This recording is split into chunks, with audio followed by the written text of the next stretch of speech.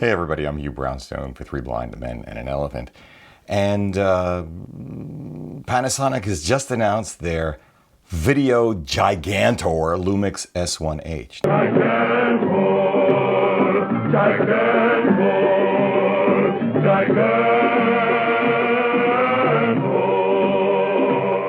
Now, Claudia and I couldn't make the press briefing earlier this week. We were in the middle of teaching a video workshop in New York City, and it's a development announcement anyway. So today, I can do really only two things.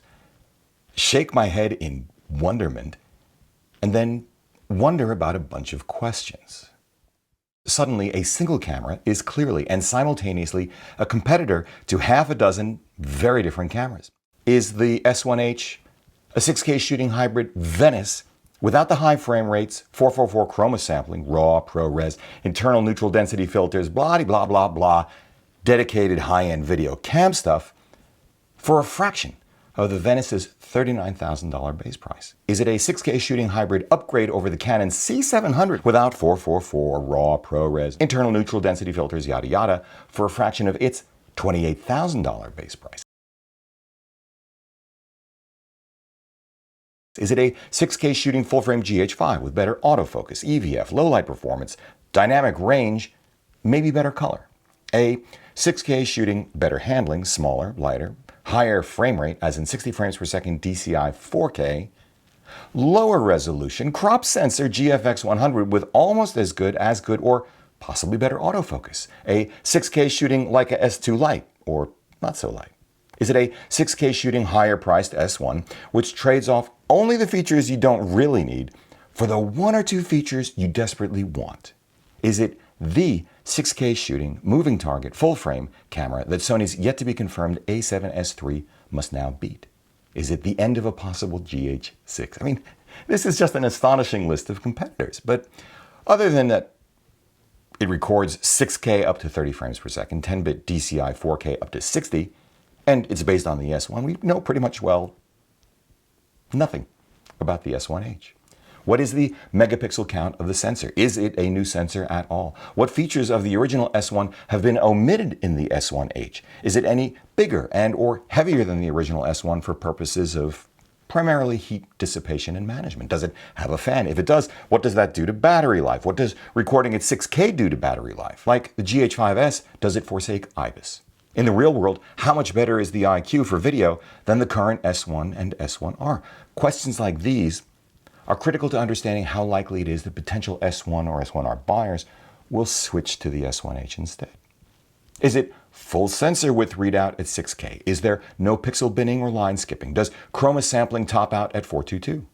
Are there additional, heavier hitting recording options when one records to an external device like 12-bit, ProRes, RAW?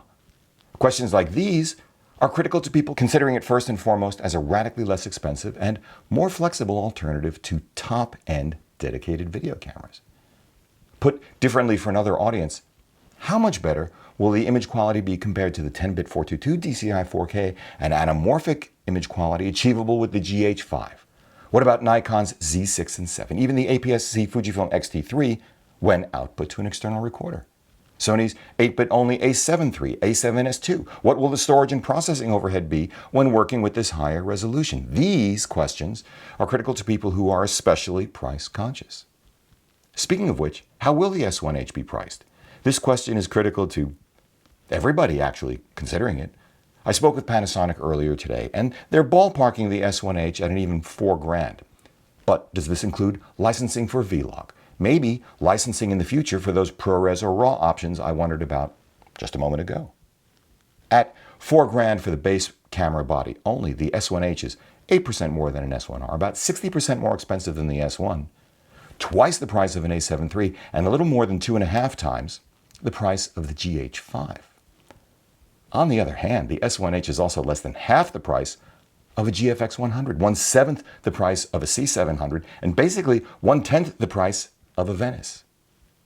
Where does this leave Blackmagic?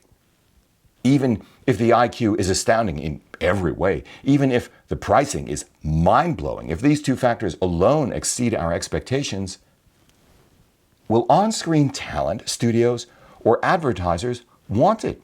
Will the ultimate irony be, as one can argue strongly it already is for HD, never mind 4K, that electronic, skin-flattering filters will be universally employed, taking away real-life character lines and blemishes in favor of what I think is a frightening and profoundly unhealthy artificiality? Hey, maybe it's a plot by the robots already among us to make low-cost, plasticky, spasticky humanoids more acceptable. Westworld, anyone? Humans 3.0? Yeah, okay, that's probably not likely. How will YouTube handle 6K, let alone 8K for the 2020 Tokyo Summer Olympics? Will it handle it at all? If it does, have we just set ourselves up to demand and pay for, never mind 6K, even 8K TVs, gigabit speeds for our wireless routers at home? Will Starbucks and hotel Wi-Fi speeds become even more impossibly frustrating than they already are? Does the S1H disrupt the equipment rental business? My head hurts. But I can't wait to go hands-on and find out.